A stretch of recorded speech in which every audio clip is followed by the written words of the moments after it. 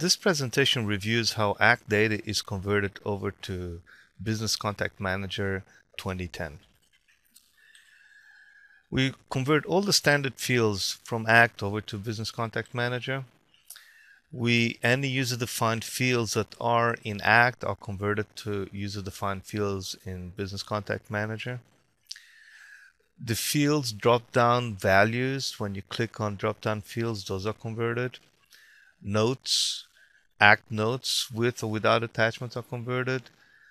History with or without attachments. Activities, groups and opportunities. The groups are converted into Outlook categories or BCM categories. Secondary contacts are converted into up to 4 secondary contacts into BCM as fields of the contacts. Any documents that are attached are linked in the history to the contact. And as well, we convert all the contact photos. So let's now look at the BCM 2010 and the results of the conversion from the ACT demonstration database, the demo database. As we can see, the pictures get attached to the contacts in BCM. That's the first feeling that everything is being converted properly. Let's open the Chris Huffman record to see the details and what got converted. As you can see above are the groups in which Chris Huffman belongs to have been converted into Outlook categories. These groups, all the groups that she belongs to are therefore converted into Outlook categories that can then be searched within Business Contact Manager. All the standard fields, emails, web addresses, as well as phone numbers and addresses are converted. Of interest here as well is we add the ID status into the source information, and all the fields in ID status, all the drop-down fields are brought over from BCM, so you don't have to re-enter those fields again. And the follow-up action is a custom field that we have in ACT that has what we have to do, and we bring all the fields as well. We populate all the drop-down menus on that.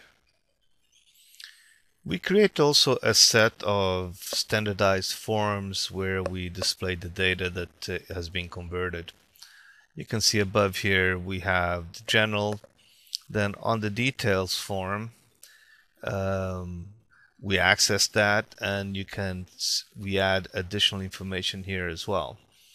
Part of the information we add are the last results segment of ACT, so you can look at the contact and to the details and see all the last action items that you did in ACT, and those are brought over from ACT over to BCM.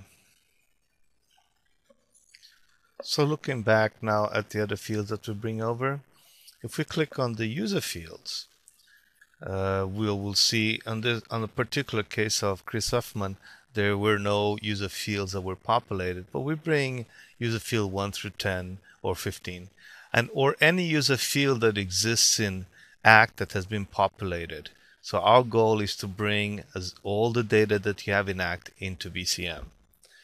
We can also have a look at the secondary contacts.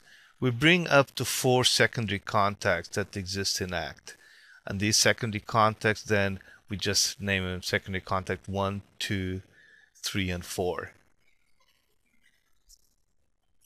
I would like to note that we do create the user fields form and the secondary form. These forms can also be edited. You're not restricted to keeping the data there. It's important, the data is there. So we've converted the data, but you can go into the form layout, and from there you can edit where you want the data to be. For example, we can take the ID status and just put it down here, and now we have a new form. So even though we provide you with a set of defaults that we give you, the data is all there and can be manipulated through the form designer on how you want to represent it in BCM. We provide a very easy way to actually do it, but you can always customize it for your own needs. So here we go into the history uh, form. On the history form, you basically have all the listings that are in the communications history for the particular contact. All the items here are items that are linked either to the local notes history or to the calendar and tasks folder in Outlook. As you can see on the tasks here, you can just double click on the task and now it comes up and you can edit the task as if you just never actually left. One thing to notice is that all the dates are correct for when these tasks have happened. So you look at the task or the notes, and these are the notes that were created. These are not the notes. These are not the dates when the conversion was done. So here we have a file with a workshop invoice. You can actually just double click on the file and then it will come up. It will bring up Excel. It's an Excel file, and then here it is. These are the file that is connected to this particular history item for this contact. So very much you can't, everything comes over with the correct dates. Business notes, here they are. All the notes are actually there that are coming over from ACT with the correct date. As well, we do bring over the ownership of who entered that note.